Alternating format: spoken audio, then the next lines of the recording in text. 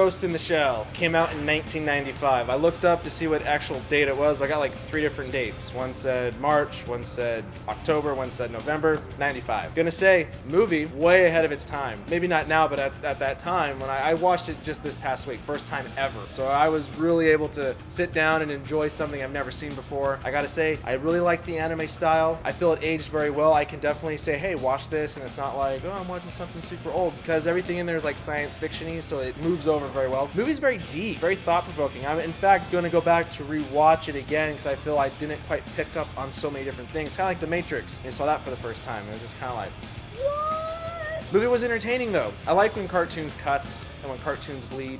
To me, it's kind of like, yeah, that makes sense. A cartoon could do that. You would say some bad words. You would say some stuff that you wouldn't normally see in a cartoon. That's what I love about anime. You get away with a little bit more of that. You can really embellish things. Have to say, I know a lot about its history, but sadly had never actually watched it when it came out or all the years up until now. So I was really excited to see this movie for the first time. Obviously, it is getting pretty old, 1995. We're getting on in years. But visually speaking, I have to say it generally held up really well. The animation is very high quality. Obviously, there are some issues with some of the sort of, I'll say, technology of the animation. We have some, it's less hand-drawn and more with the computer-generated sequences, and that doesn't quite match up to our expectations nowadays. But it didn't really take me out of this movie. I wasn't looking at it and thinking, oh wow, this is really dated. It actually still looked really good. It's a very stylish movie. This isn't just your generic, stereotypical animated film or even Japanese animated film. It has a very distinct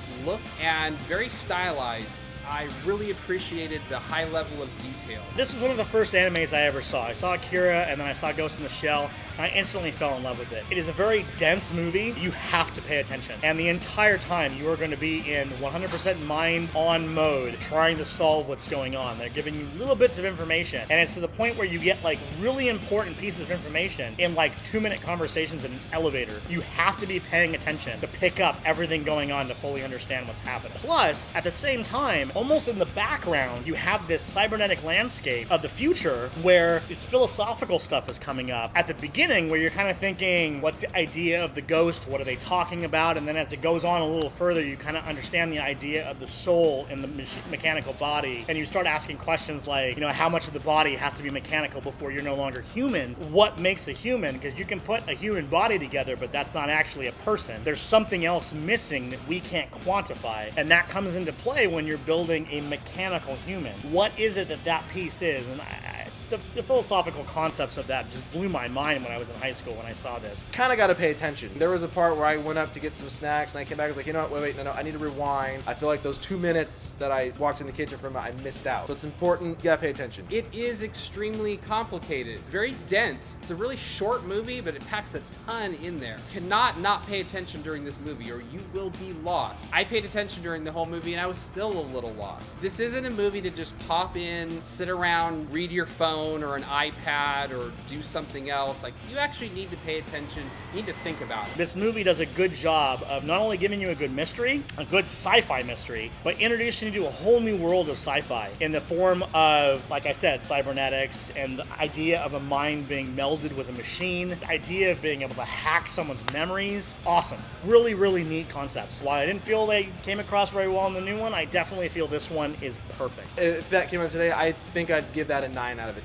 Just how smart it was, how visual it was, how visceral it was. Granted, there were a lot of slow moments of, composition, everything you gotta know. But again, it's deep, it's philosophical, it's thought-provoking, it's very mind-blowing when you think about it. And so that's what's kind of like, it's smart. Period. Overall, I was left wanting a little more from a writing standpoint. Felt like there was more story that I wanted, and in the short amount of time, I didn't quite get there. And so the ending was a little too abrupt for me. I wanted more, and not necessarily in the good way. I still had a lot of questions that I wanted to have answered. Wasn't quite satisfying for me. But it's a great movie nonetheless. So overall, I'm going to give it an 8 out of 10. I would say that the original Ghost in the Shell is one of my top 10 favorite movies of all time. It sticks out in my mind as being something very special. Sadly, that takes away from me what the new movie gave, but that's okay. I have this movie, and I'm very proud to love it as much as I do. So obviously, you just heard me talk. I'm going to give this movie a 10 out of 10. I feel Ghost in the Shell is an example of the way anime and sci-fi needs to be done right. I feel that it doesn't dumb itself down for the audience. I feel it pulls no punches. I feel it's the kind of movie that you're going to be thinking about 3-4 days after you watch it, because it really opens up some philosophical concepts that you might not have wrapped your mind around yet. Especially in 95, really no one had wrapped their mind around this yet. And I think that speaks to the power of the movie. So go on ahead, shoot that down below. What did you think of Ghost in the Shell, the original 95 one? Hate it, love it, agree, disagree?